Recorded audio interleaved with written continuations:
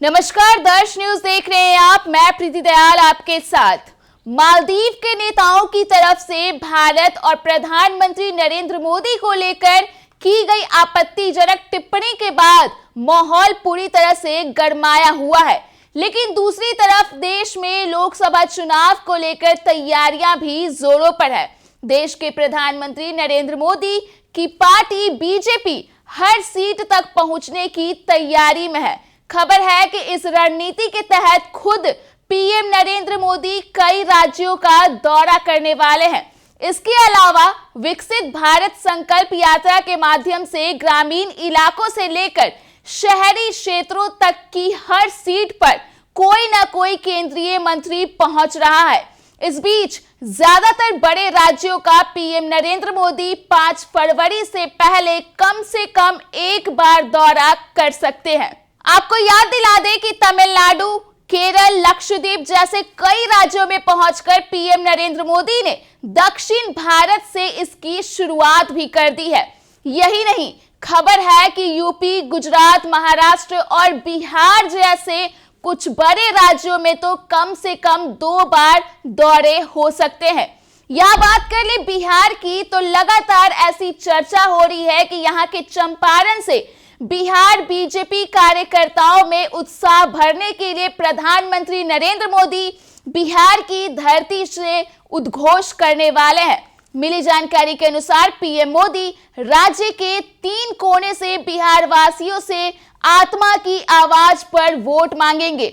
ऐसा कहा जा रहा है कि राज्य के 3 कॉर्नर को समेटते हुए पीएम मोदी बेतिया, औरंगाबाद और बेगूसराय आ सकते हैं। हालांकि इस खबर की पूरी तरह से पुष्टि नहीं हो पाई है, लेकिन जो चर्चाओं का बाजार है वह पूरी तरह से गर्म है। इसके अलावा हम आपको ये भी बता दें कि छोटे राज्यों में भी एक दौरा करने का प्लान पीएम नरेंद्र मोदी का है। बीते शुक्रवार को ही पीएम नरेंद्र मोदी ने राजस्थान का भी दौरा किया था। वह 30 दिसंबर को यूपी के अयोध्या में रोड शो करके आई हैं और फिर 22 जनवरी को रामलला की प्राण प्रतिष्ठा में पहुंचेंगे। इस बीच एकाध आयोजन और भी हो सकता है। पीएम नरेंद्र मोदी ज्यादातर राज्यों में जनसभा के अलावा रोड शो भी कर सकते हैं।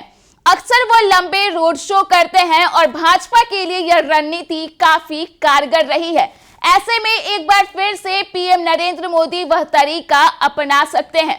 विधानसभा के चुनावों में भी पीएम नरेंद्र मोदी की अक्सर यही प्रचार शैली रही है।